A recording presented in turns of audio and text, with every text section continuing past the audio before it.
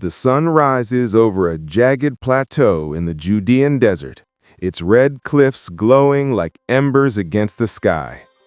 At its summit stands a fortress, silent, windswept, and defiant. 2,000 years ago, this lonely citadel became the stage for one of the most haunting last stands in human history. The defenders of Masada faced a choice no one should ever have to make: surrender their freedom or die by their own hands. The story begins decades earlier, in the turbulent years after the death of Herod the Great, the king who built Masada as his personal refuge, complete with storerooms, palaces, and even luxurious baths perched high above the desert. Herod never knew that his fortress, designed to keep him safe from revolt, would one day be the final refuge of those rebelling against the very empire he had once served, Rome. By 70 CE, Jerusalem had fallen. The temple, the heart of Jewish life, lay in ashes after the Roman legions crushed the great Jewish revolt. But not all resistance had been silenced. In the chaos, a group of rebels known as the Sicarii, dagger-wielding zealots whose name came from the small blades they carried, seized Masada. Their leader, Eleazar ben Yair, was a man of fiery conviction, a voice of unshakable defiance against Roman tyranny. From the high cliffs of Masada, he and his followers looked down upon the barren desert and vowed never to bow to Rome. Nearly 1,000 men, women, and children lived atop the mountain. They farmed the terraces, stored rainwater in great cisterns, and clung to the hope that the war was not yet lost. From their fortress, they launched daring raids on Roman outposts and supply lines, small strikes that infuriated the empire and invited inevitable retribution. And Rome, of course, answered. In 73 CE, the 10th Legion, under the command of the Roman general Lucius Flavius Silva, marched toward Masada. To the Romans, this was not merely a military operation, it was a performance of power, a statement that no rebellion, however remote or desperate, would go unpunished. When the soldiers arrived, they saw the impossible. A fortress soaring over 400 meters above the desert floor, accessible only by a narrow, snake-like path. Attacking it seemed suicidal, but the Romans were nothing if not methodical. Thousands of slaves and soldiers began the unthinkable task, constructing a massive siege ramp against the western face of Masada.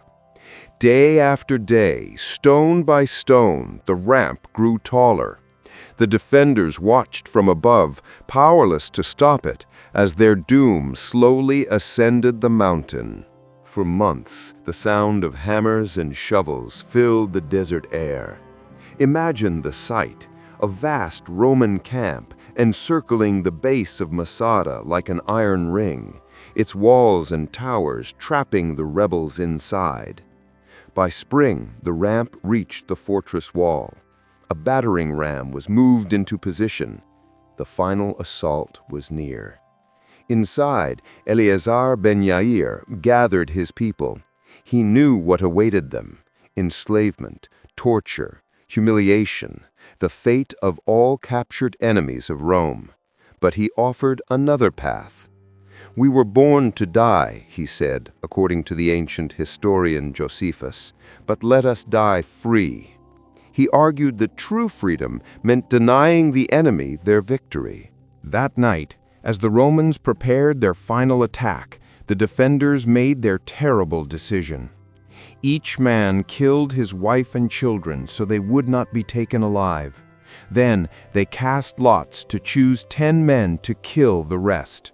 Finally, one man was chosen to end the lives of the remaining 9 and his own. When the Romans broke through the gates the next morning, the fortress was eerily silent. Only the wind moved through its empty halls. According to Josephus, 2 women and 5 children survived by hiding in a cistern, bearing witness to what had happened. The Romans found them and heard the story of Masada's fall, not a battle, but a mass act of defiance. For centuries, Masada's story was nearly forgotten, buried under the sands of time. But in modern times, it has been reborn as a powerful symbol. To some, it stands for the ultimate fight for freedom. To others, it's a cautionary tale about fanaticism and despair. Yet its echo remains undeniable. When archaeologists unearthed Masada in the 1960s, they found the ruins exactly as Josephus described: the storerooms filled with grain, the ramps still climbing toward the walls, and fragments of pottery inscribed with names, perhaps the lots drawn on that final night.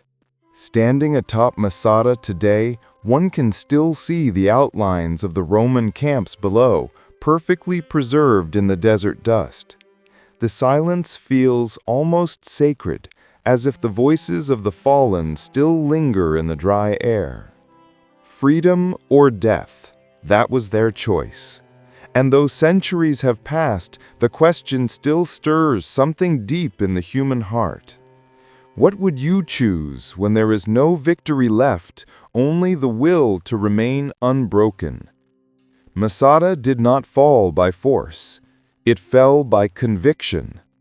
And in that final act of defiance, the defenders of Masada achieved the one thing Rome could never take from them: their freedom. Enjoying this journey through history? Smash that like button, hit subscribe, and ring the bell so you never miss a 5-minute dive into the past. Got a historical mystery or epic story you want us to cover next? Drop it in the comments. Your idea could be our next episode on History in 5.